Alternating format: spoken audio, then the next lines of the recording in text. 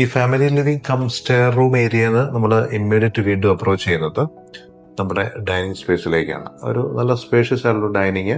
ആ dining around ചെയ്തിരിക്കുന്നത് east സൈഡിൽ നമ്മുടെ മാസ്റ്റർ കിച്ചണും അതുപോലെ വെസ്റ്റ് സൈഡിലേക്ക് വരുമ്പോഴത്തേക്കും നമ്മളൊരു കോർട്ട്യാർഡും കൊടുത്തിട്ടുണ്ട്. കൂടാതെ ഒരു പാറ്റിയോ സ്പേസ് കൊടുത്തിട്ടുണ്ട്. അപ്പോൾ ഡൈനിങ് എന്ന് പറയുന്ന മാക്സിമം ട്രാഫിക് ഉള്ള ഏരിയയിലേക്ക് നമുക്കൊരു എയർ ഇൻടേക്കും ഒരു ഗ്രീനറി ആംബിയൻസും ഒക്കെ നമുക്ക് കിട്ടുന്ന ഒരു സിറ്റുവേഷൻ ഉണ്ട്. അപ്പോൾ നമ്മൾ ബ്രേക്ക്ഫാസ്റ്റ് കൗണ്ടർ കിച്ചണുമായിട്ട് അസോസിയേറ്റ് ചെയ്ത് കൊടുത്തിട്ടുണ്ട്. അതിനുള്ള സൗകര്യം നമുക്ക് ഡൈനിങ് റൂമിൽ കിട്ടുന്നുണ്ട്. പിന്നെ ഡൈനിങ്ങിനോട് ചേർന്ന് തന്നെ നമ്മൾ വർക്ക് ഏരിയ സെറ്റ് ചെയ്തിട്ടുണ്ട്.